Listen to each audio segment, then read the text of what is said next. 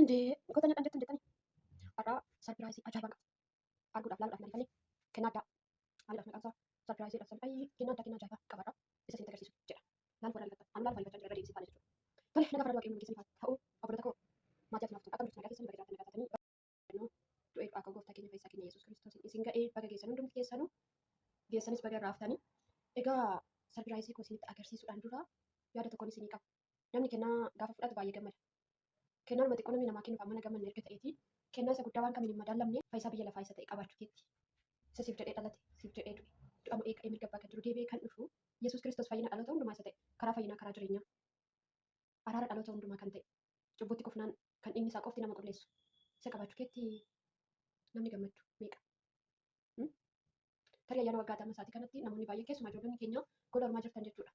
Yaadni koo tokko isa kanadha. Ani gola ormaan jira ayyaana koo waan dabarsee maatii koo faana dabarsine jettanii namoonni baay'een namoonni boosan akka jirtan beekamaadha. Yeroo baay'ee namatti dhaga'amu osoo hin taane dhaga'amuu danda'a. Inni kun akka nuti sammuu keenya amansiisnedha.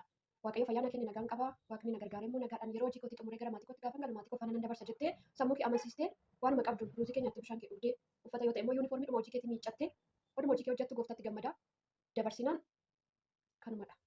Yoo akkasitti of amansiiste kuni kan ta'u malee ani koo gola ormaan jira kophaa kootii hojii nan dabarsee hojiidhaan dabarsuun iyyuu kabaja isa guddaadha. Akka ati hojiidhaaf jettee biyya ormaa dhufte kana baay'een isaanii immoo fayyaa dhabanii osoo hojjetatanii jiraachuu barbaadanii daandiirra taa'anii akka nama kan eeggatan meeqa isaaniitu jira. Uffatan dhabee caammaan dhabee uffatuma qabdu miiccattee waaqa keetti gammadaa dabarsuu qabda jechuudha.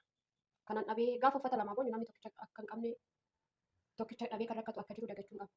Gaafa caammaa haaraan dhabee jennu namni miila dhabee daandiirra taa'ee harka namaa eegee harka namaatiin harkifamee jiraatu akka jiru dagachuun qaba. Ayyaanni dhufee darba. Ayyaanni dhufee darbine garuu ayyaana waaqayyooti. Namni Kiristoos hin qabu ayyaanicha qaba. Isa nuuf kenname isa fayyina nuuf ta'e kallattii kamittiyyuu isa nagaa keenya ta'e isa ulfina keenya ta'e isa jireenya keenya ta'e isa nuuf jedhee dhalate isa nuuf jedhee du'e isa nuuf jedhee biyya lafaa kana dhufee lubbuu isaa laatee jireenya nuuf laate fayyina isaa abbaatti nu araarse cubbuu keenya hundumaa isaa ofitti fudhatee nuuf jecha gidirfame mirga abbaa kan jiru deebi'ee kan dhufu sana isa kana dagachuun qaba. Ayyaanni kana caaleen jiru kanaaf gooftaatti gammadaa dabarsuudhaan jiru keessatti malee ofumaaf of goollee of jeequun qaba. Waaqayyo nagaa nuuf kenne nagaa kan dursee hin jiru nagaa immoo kan namaaf laatu waaqayyoodha. Kanaafuu obboloonni akkasitti yaadda yoo jiraattan isin barbaachisa ayyaanni kun jedhee yaada. Galata waaqaa nagaan qaba. Maatiin koo nagaadha. Ani nagaadha kun golan jirutti baay'ee nagaan manaa dhabaniiru jennee waaqayyoon galateeffachaa warri gooftaa qabnu gooftichatti gammada. Warri immoo gooftaa Yesuus Kiristoos fayyisaa lubbuu keenyaa godhannee fudhannee asumaan fayyinni karaan ulfinni jireenyi daandiin gara abbaatti geessu jireenya bara baraa kan nuuf laatu Kiristoos duwwaa akka ta'e beeknee gara isaatti dhiyaachuu waan hundumtuun darba. Inni hin darbine Kiristoos Yesuus duwwaadha. Bara baraan darbee kan jiraatu Yesuus Kiristoos isa warra du'an keessaa du'a eegee isa jiraataa qofadha. Addunyaan kun hundumtuun darba. Manni miidhagaan jijjigee badaa bifni namaas hin jijjiirama wanti hundumtuu iddoo gadhiisa. Namni hundumtuus wanti qabu nama dhiise deema. Innis dhiise hin deemne Kiristoos duwwaadha. Kanaafuu Kiristoositti dhiyaadhu. Inni nagaa waan hundumaati. Waan birrii qabduuf, waan jireenya gaarii qabduuf, waan mana gaarii keessa jiraattuuf, waan gaa'ela gaarii qabdu, daa'imman qabdu, waan hundumaan sii guutee biyya lafaa kanarratti jiraattuuf nagaatti jiraattamti. Isa waan hundumaa qabaatee Kiristoosiin dhabe caala. Isa waan hundumaa dhabee daandiirra jiraatee Kiristoosiin qabutu caala. Kanaafuu hin dagatiin haaluma jirtu keessatti gammachuudhaan kolfaan gooftaa kee galateeffachaa dabarsiin dhaamsa koodhaa. Irra deebiidhaan baga geessanii haaluma jirtan keessatti ayyaana gaarii isiniif haa ta'u yeroo hundumaa ayyaanni keenya Kiristoosii naaf galatooma mana kana laayik, sheer, koomentii, sabskiraayib gochuu akka hin daganne yaada keessan koomentii jala naaf kaa'aa. Kallattumaan kolfuu laata baay'ee waan hin gammadeef yoon kolfee homaa rakkoo hin qabu. Kallattumaan gara sarpiraayizii kootti isin dabarsa. Kennaa ajaa'ibaa ayyaanaaf naa laatame yeroo baay'ee kanan eegaa ture. Akkanaaf bitamuuf miti kanan eegaa ture osoo hin qabaadhee jedhee kanan eegaa turedha. Ofuma kootti osoo hin qabaadhee kanan jechaa turedha. Kanan baay'ee yeroon kootti na jalaa dhume gaafa argadhu gammade.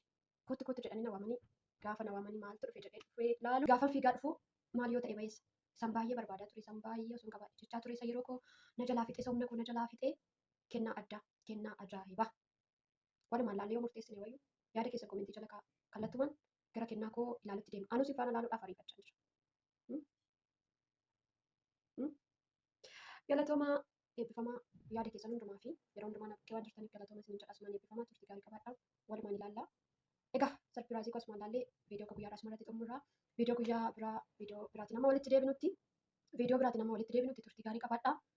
Egaa kottaa ilaaluudhaaf tokko lama maal yoo ta'e bayeessa kunoo isa kana kunoo kennaan koo sanuma kan ittiin dalagaa jiru dhiiradhaa.